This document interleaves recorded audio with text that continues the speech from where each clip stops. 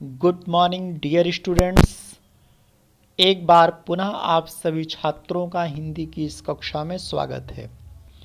बच्चों, हिंदी की आज इस कक्षा में हम हिंदी आरोह भाग 2 महादेवी वर्मा जी के द्वारा लिखित पाठ भक्तिन की कथा वस्तु, उसके केंद्रीय भाव, उसके उद्देश्य, उसके शीर्षक की सार्थकता का अध्ययन करेंगे।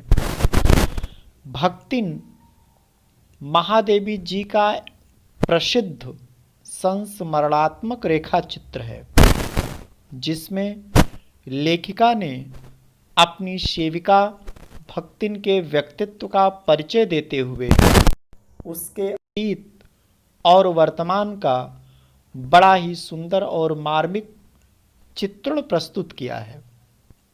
भक्तिन एक संघर्षशील और स्वाभिमानी स्त्री है, जिसने धोखे और कपट से भरी सामाजिक मान्यताओं का डटकर सामना किया है, लेकिन जीवन के अंतिम पड़ाव पर उनसे हारकर अपने जीवन को पूरी तरह से बदल लेती है। बच्चों, अपने आप को महादेवी जी की अनन्य सेविका के रूप में समर्पित करके उसके जीवन को भी देहाती बनाकर अपने रंग में रंग देती है।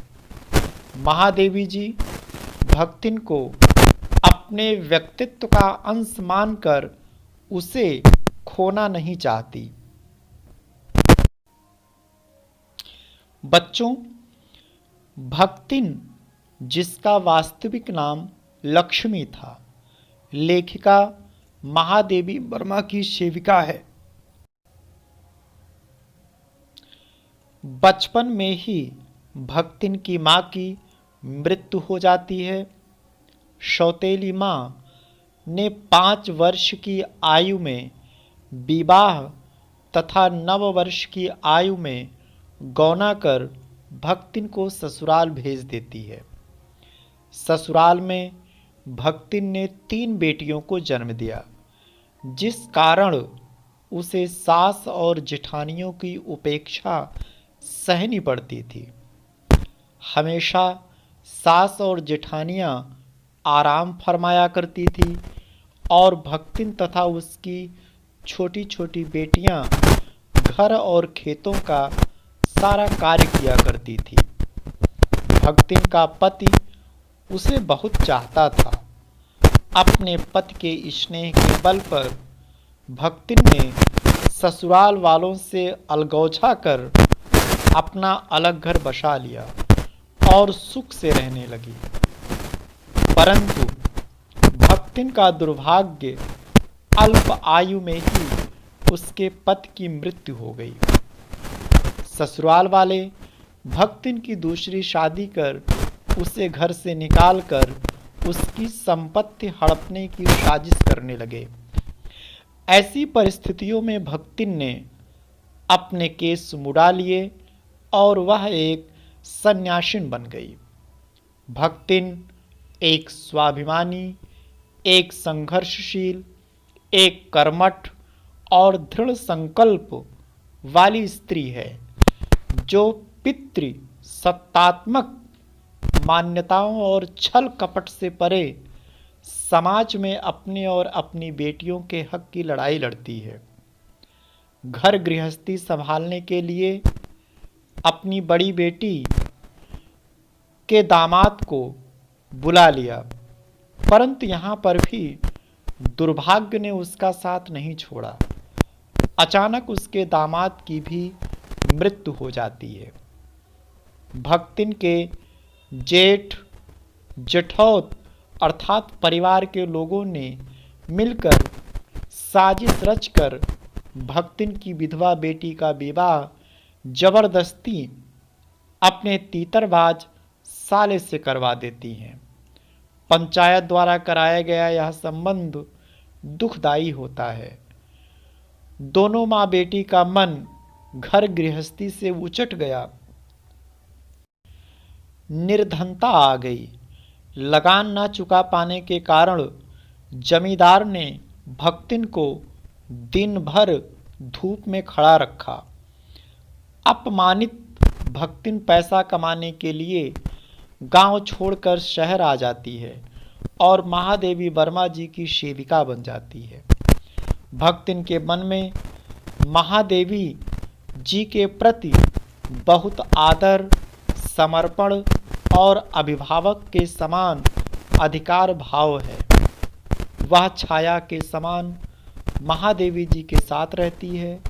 वह रात रात भर जगकर चित्रकारी या लेखन जैसे कार्य में व्यस्त अपनी मालकिन की सेवा का अवसर ढूंढ लेती है।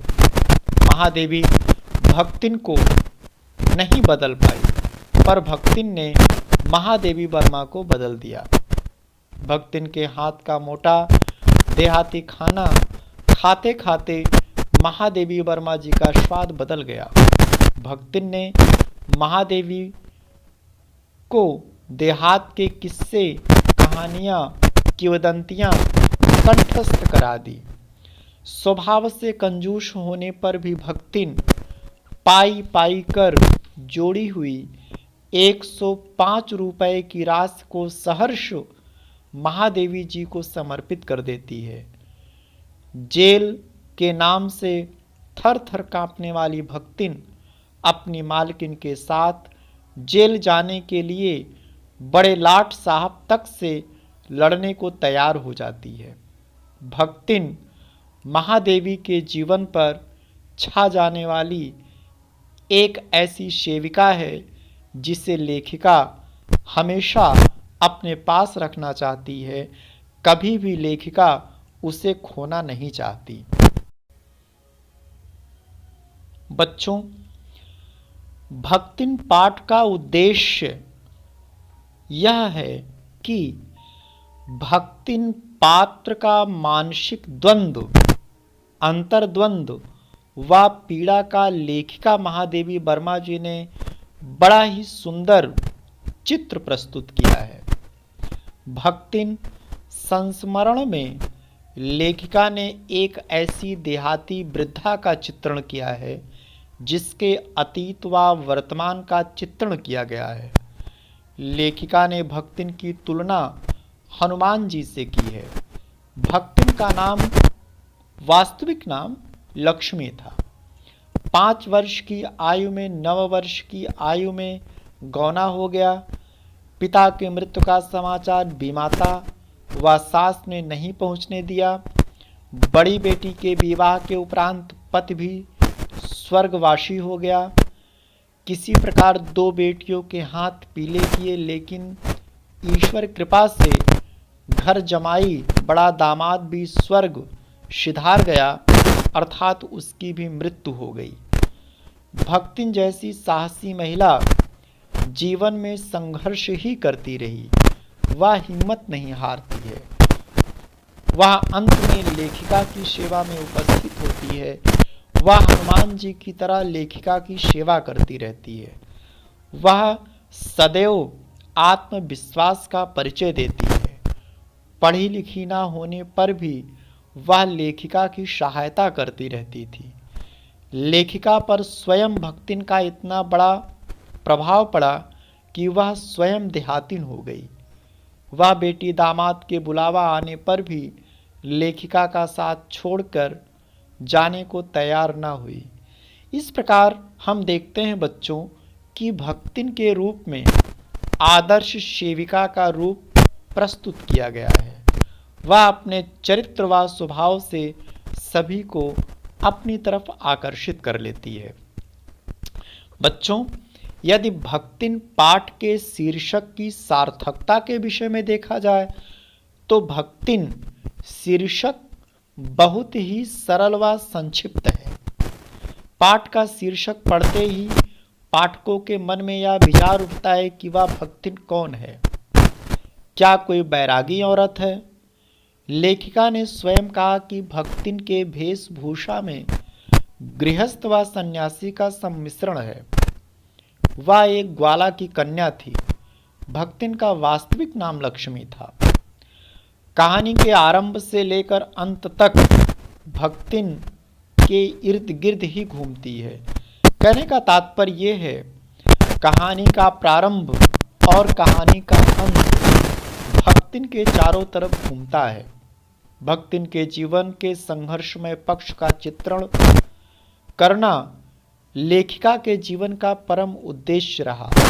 अतः भक्तिन शीर्षक सर्वथा सार्थक व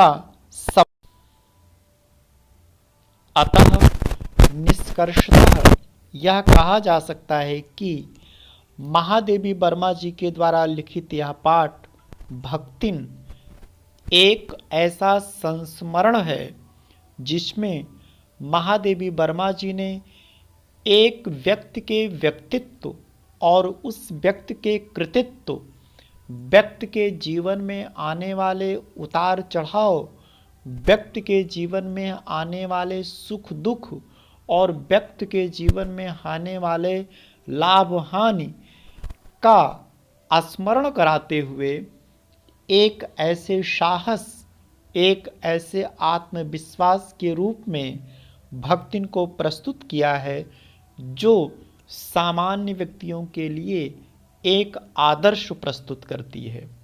वह विषम परिस्थिति में भी अपने आत्मविश्वास को, अपने धैर्य को बनाए रखती है।